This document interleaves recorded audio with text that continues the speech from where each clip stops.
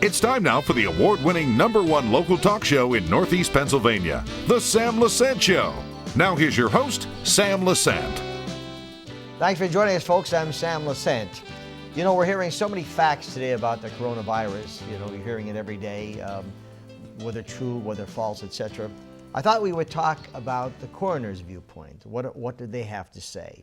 So we went to probably one of the leading coroners in the state of Pennsylvania, Dr. David Moylan, who has a show here called Modern Medicine. So Dr. Moylan, Schuylkill County coroner, you guys are making a lot of news today in the state of Pennsylvania. You have some facts here that I find quite interesting. All right, so let's talk about, you know, the coronavirus for coroners. Okay, well, I'd like to share some of these facts to kind of put into perspective how severe this Wuhan Chinese virus is that's affecting our whole state, the country, and our county. Sam, to tell you the truth, Schuylkill County has been spared in the proportion of things. We've had maybe under 500 confirmed cases in Schuylkill County, and thank God, only 13 deaths. And there is some controversy about these statistics, and we've taken on as a project that I hope to report on to you and your audience over the summer. We're going to vet all those deaths, and I have a team of 3 doctors, myself included, and we're getting medical records on each of the reported deaths, and wherever we can, we're getting the imaging studies. As you know, we have quite a track record with postmortem CAT scans. We're going to get scans when available on patients that have died in the hospital and review all those. So I hope to issue a report in the middle of the summer. Hopefully it's not going to be much more than the 13 that we've had so far. But the first slide that I'd like to show over there, the death tolls. How does the current problem compare with other recent catastrophic events that have occurred in the United States? And on that first slide there, I'm comparing the 80,000 deaths with Vietnam. Vietnam was about 56,000. The Iraq and Afghanistan wars, they were well under 10,000. So this is a major event in our country's history. Now, the next slide that I'd like to refer to is comparing the Wuhan coronavirus with our traditional influenzas, influenza A and B, that are seasonal. We get them every year, and we have vaccines that are reasonably effective. The effectiveness of the vaccine depends on the mix that they come up with each year, but it might be in the range of 30 to 50% effective. But this year, diagnosed in the United States, confirmed as of a day or two ago, there were 1.3 million. And that compares with the seasonal flu, which is 29 million. Again, there's 325 million people in our country. Hospitalizations for the Wuhan virus, 143,000 plus, versus regular flu, which is very much more common, over 400,000 hospitalizations. And the death toll, as I just said, and it keeps going up by perhaps 2,000 a day, is standing at about 80,000 today. And the influenza, the best estimates for the traditional influenza deaths this season is about 34,000. Of the deaths, okay, and as you said, you're going to have a complete breakdown for at least Schuylkill County. Of the deaths, okay, how many of them are from nursing homes? I would say only about 30%. We've had, again, we're only dealing with a very small sample size of 13. Are you talking about Schuylkill County? Schuylkill County, okay. Yeah. So of your deaths, 30%. About 30%. In the state of Pennsylvania, okay, I think it's a lot higher than that. Yes, I believe okay? it is too. Again, we've been spared. Yeah. So putting Schuylkill County aside, you're looking at a higher number of percentages in the state of Pennsylvania, nursing homes. Now, these are facts that that are there. The other part is, and correct me if I'm wrong, the people who are dying from coronavirus, When you hear the guy was 35, he was 40, 50, 20-some, some of those cases, or most of those cases, had to do with pre-existing conditions that they had. Is that correct? That's true, and that's been our experience. We've haven't seen anybody who passed of the disease under 60, and there's been comorbid conditions, the diabetes, COPD. This is a great time for our viewers. Stop smoking, whatever you're doing. Stop smoking. Continue on with that. But it's comorbid conditions, definitely. Now, the next slide is looking at the causes of death in the United States every year, every day, okay? And the problem with the Wuhan virus pales in comparison with other preventable medical illnesses. Heart disease, Sammy, about 647,000 people die each year. That's 1,700 a day from heart disease. A lot of that's preventable, again, with the diabetes, with cigarette smoking. Cancer, my field, 1,600 deaths a day. And if we just looked at lung cancer, it's about 470 deaths a day from lung cancer. That's the equivalent of a 747 crashing and burning, everybody dying. And, there should be so much outcry, this. So we're looking at, so far 80,000. Excuse me. What do you mean there should be outcry? These are preventive deaths from cigarette smoking. Okay. Can you imagine if a Boeing 747 went down every day, and it was due to something that could be prevented with tobacco-related illnesses? Okay. The other thing that is listed here, suicides, 47,000 a year, which is about 130 a day. And then the other thing that I am keenly interested in is drug-related deaths. About 70,000 per year, or about 200 a day in the United States, drug-related deaths, preventable. Let's talk about the coronavirus and the lockdown and the increase in suicides that you may see just in Schuylkill County. I thought you would ask that, Sam. Mm-hmm. So we looked at the last couple of years in our county. For 2018, we had 27. 2019, 28. This year, so far, through actually yesterday, there's been 9. So it's about a third of the year. So we're on track to come in with about 29, 30 suicides. So far, we haven't seen any uptick in suicides in our county. However, the next slide I'd like to show you is the deaths due to drugs. Before this epidemic started, 2015, we had 19 deaths. And then the next year, 2016, it jumps up to 60. We had a little reprieve there in 17, went down to 48. But 2018, close to 80 deaths. Last year, 92 deaths. And so far this year, again, a third of the way through, 39 deaths. Right. This time last year, we only had 29. So we're gonna. So it's an increase of 10. So let me ask you this, all right? Because I'm trying to get logic to this whole thing with this coronavirus and the lockdown and the media has everyone petrified. Okay, you can't just about hug your grandchildren anymore because you're afraid or whatever. Anyway, when you're looking at the drug-related deaths, you got 39 of them so far in Schuylkill County. Versus 13 okay. of COVID. COVID. Now, I'm not saying that these 39 are a result of because of COVID, but you don't know how many people have lost their jobs, lost their families, whatever the case may be.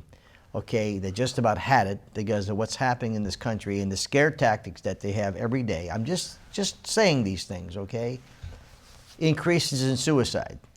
To me, it looks like we're going to have more suicides in Schuylkill County as they're related to what's happening in the state with COVID in the country versus the disease itself. I don't know. Maybe I'm just... No, Sammy, I think you're right. And this is going to be part of our analysis mid-year, and we're scrutinizing the suicides and certainly the drug deaths. but one of the courses that I studied in college was looking back into the 20s and the 30s. So my parents lived through the Depression, but I'm a child of the Depression, really. And there was a song that was very popular, sung by many artists, Al Jolson, Rudy Valley, Bing Crosby. And I'm afraid we might be re-experiencing this phenomenon. It was called Buddy, Can You Spare Me a Dime? Because I think that's going to be the depth of the depression that we're going to see. Hold that thought. Folks, I'm talking to Dr. Dave Moylan, who is a Schuylkill County coroner, talking about specific facts in Schuylkill County, but also has some data of what's happening in the country today. Facts sometimes are terrible things, but we need to deal with facts, and sometimes hysteria really is causing a lot of concern in our neighborhoods. Sometimes we have neighbors spying on neighbors because maybe a neighbor is trying to help somebody and they forgot to put a mask on. And they're calling authorities, telling them that their neighbor is out there spreading the COVID. This is how insane we're getting, folks. We'll be back right after this.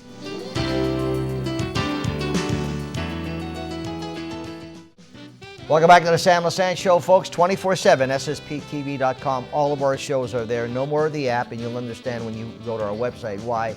Those who do not have cable, you can go to YouTube, just search SSPTV. My guest is Dr. David Moylan, Schuylkill County coroner, talking about the talking about the coronavirus effects. What precautions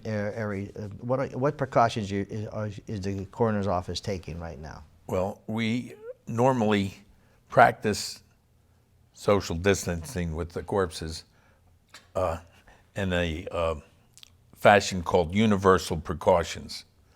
And before this crisis came down on us, we would consider every body to be contaminated with the AIDS virus, hepatitis B, hepatitis C, and any other bacterial infection. So normally we'd be gloved, gowned, and masks. But we've amped this up to the next level. I'd like to show the next slide, which shows two of our deputies on a call believed to be a COVID infection, Wuhan virus infection. Now, and they almost look like these two here. Yeah, they almost look like minions. Yes. Yeah. And again, there's extreme precautions, facial shields, So they double gloving. They thought this was a COVID investigation. We knew But it they're to be. prepared We anyway, knew it even to for be, AIDS. yes. I didn't know that. That's Yes. interesting. Not only for COVID. And they, when we removed the body from the scene, we used two mortuary pouches, double bagged it. And then a lot of times we will have to, it might be a suspected COVID infection, but we're not 100% sure, and we want to be as sure as we can, because these statistics are very important. And actually, in the CARES legislation that was passed by Congress a few weeks ago, there's actually, I'll call it a bounty, but a 20% increase in payments that hospitals achieve when they're dealing with Wuhan virus infection. And it makes sense because all the extra equipment that you have to put on, it's expensive. Dave, we got about 30 seconds left. You're going to come back with a report, you said? In July, I want to have the report of the first 6 months of Schuylkill County. Okay. And I also like to look at Luzerne. I'll be working with their teams there for comparison. Listen, you're doing a great job, as Thanks always. for Seriously. the kind words. And I love the show, Modern Medicine. We're playing some of the older shows, a lot of great stuff. Folks, you got to check Modern Medicine out. Dave will be back with us probably before July. But coming up next, Theresa Gaffney. Been around a while in Schuylkill County, and she is running for the 125th state representative district in the state of Pennsylvania. She is the current register of wills and clerk of the Orphans Court. Perfect record, doing a great job. My question is, why do you want to leave such a successful record that you have in the county, and now you want to become a state rep? She'll be joining us right after this break. Stay with us. Welcome back to the Sam Lesante Show, folks. 24/7, ssptv.com. You can watch all of our shows. Before we went to break, I said we have Theresa Gaffney, who is the current Register of Wills and Clerk of the Orphans Court in Schuylkill County, and now wants to run for state representative in the 125th District. So, Theresa, thanks for coming on the show. Thank you, Sam. Thank you. You're doing such a great job. You're on your third term, and the facts are there, the record's there, they know what you've done. So tell me, what came in, the decision that you wanted to now run for state representative? I believe we need a leader in Harrisburg that will represent the people, the taxpayers, with their best interest in mind, and not afraid to fight or stand up for our way of life. And as we know it, especially now through this pandemic, things have changed, and we need to be better prepared. And there's people that are unemployed, the businesses have closed, and how can I represent them in a time of need? And to defend the Constitution, to protect the unborn, and to control tax reform, welfare reform, and of course, most important, property tax. So the interesting thing is that, what you just said sounds good. Correct. So the point is, what about your record? So you have, so what you're saying is this is when you would tackle. So let's say, what did she do before? Okay, and your record speaks for itself. So the reason I'm trying to compare is that, so what were some of the problems that you that you tackled in your current position as the Register of Wills, okay, and Clerk of the Orphans Court, and what you've done? Okay, well, in the Register of Wills office, when I came into office, my promise was to bring the office up to date. And we have become the most effective and efficient office at the county. We have implemented computer conversions, we've implemented changes, all using a fund, an automation fund, and not the taxpayers' revenue. Well, when you're talking about what you did in terms of the register, your office, okay, you cleaned a lot of stuff up. Correct. How much money did you say that you had, that you are in charge of and you're watching? In my 9 years, I have managed over $70 million. $70 million, and not one penny out of place. And it's not only managing the office, it's providing a service.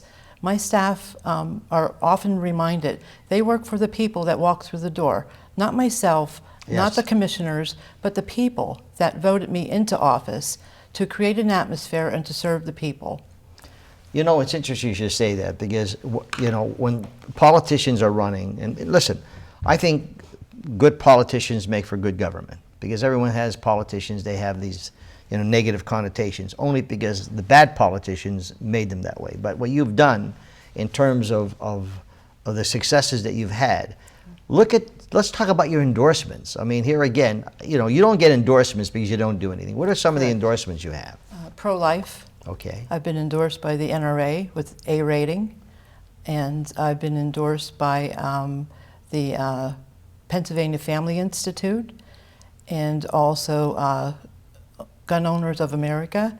I've been endorsed by Phyllis Schlafly Foundation. Yes. And I'm quite honored to know that they trust me and they promote me to do and represent them in Harrisburg. I like this flyer you have here. It says, "A proven leader with real backbone." Okay. So when I say someone's endorsing you, all right, Correct. It means that you had to accomplish something, because I'm not going to just give my endorsement to somebody. And based on what you have here, they always say talk is cheap, but in your case, you have that record. Some of the other things that you feel, there's a lot that's happening in the state of Pennsylvania, and it seems like everybody has a solution. But I think what you've done, if someone had said to you, Theresa, you're going to resolve the problem in registered wills, et cetera, in the terms, you would say, wow, but you did it. Well, I think we were prepared to handle the situation that we are facing currently, and having video conferencing in motion, and virtual options. And we are busy. We are performing our duties, and we've changed and adjusted our protocols, and to still serve the community and to do our job, probating estates, marriage licenses, adoptions, guardianships. We are doing a roundabout way of business. However, we are completing and serving the people still. And I have to say that Schuylkill County is in the forefront. We truly we're surrounded by great leaders. I'm very proud of our commissioners and our administrator and all of our leadership for stepping up and wanting to help the people get back to work, to open the businesses, to open the doors, to trust that the business owners can maintain and be competent to be able to provide their services, each business, because their business is essential to their way of life. You're going into a political system, okay, and when I'm gonna take a break, come back with Theresa, and we, I've been around a while. I'm going on 3,900 shows, okay? I can smell a rat when a rat's around, okay? And I think that's happening in the state of Pennsylvania and some areas in the country. Dirty, dirty politics, okay? We'll come back right after this message.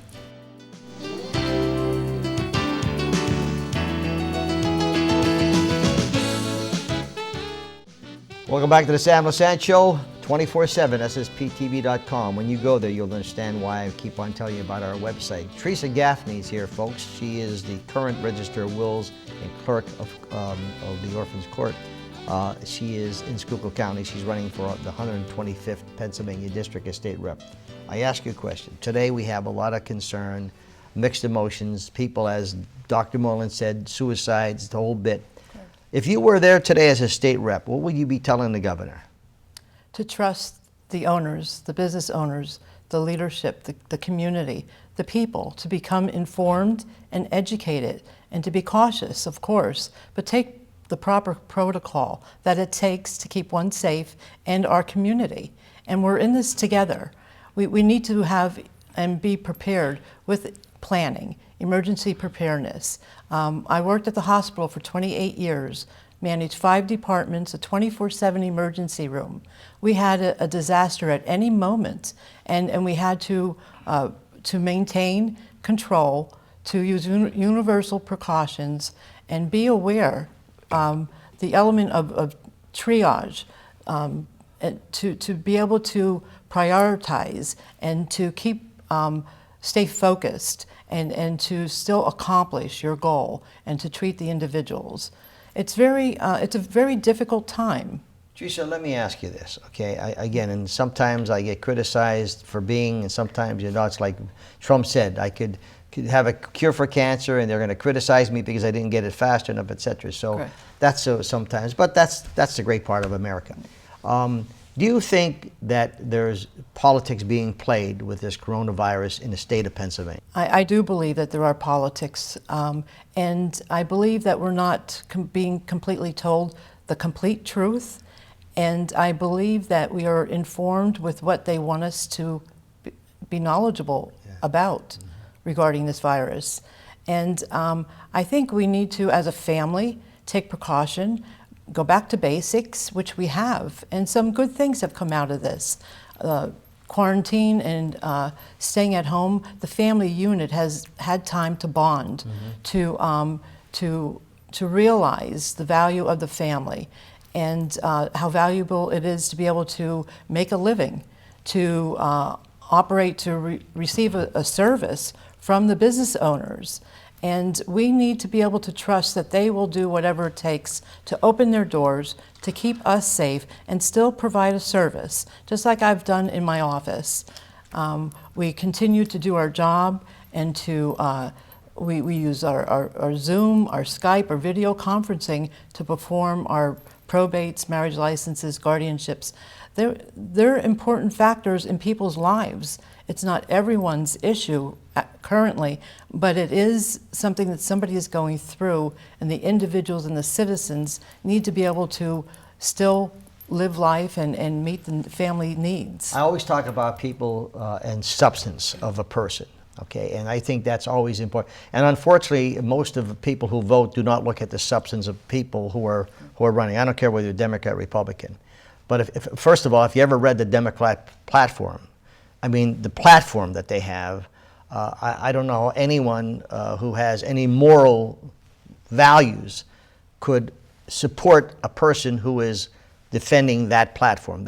And I tell you, folks, Google the Democrat platform, you'll understand what I'm saying. You'll be shocked when you see what that platform is. Now, not a lot of Democrats who are in support that platform, I got to say that. But when you're looking at your moral values, etc., you've been a strong believer in family. How many years are you married? 35 years. Now you have a beautiful picture here, okay, do. which we're going to show of your family, and you're very, I can see you're very proud of that, I am. okay? I am. So you have substance. You have substance of what people are all about, families what are all about, and that's what I think people look for. Am I correct in saying that? I believe the family unit is the backbone of this country, along with the business And boy, I'll owners. tell you, Hollywood and a lot of wacko liberals want to get rid of that family unit. Absolutely. They want to get, you know, like this guy, the governor says that if you want an abortion, they'll send someone to pick you up to have an abortion. I mean, that's what I heard. I hope it's not true, okay, but if that's the case, it just blows my mind.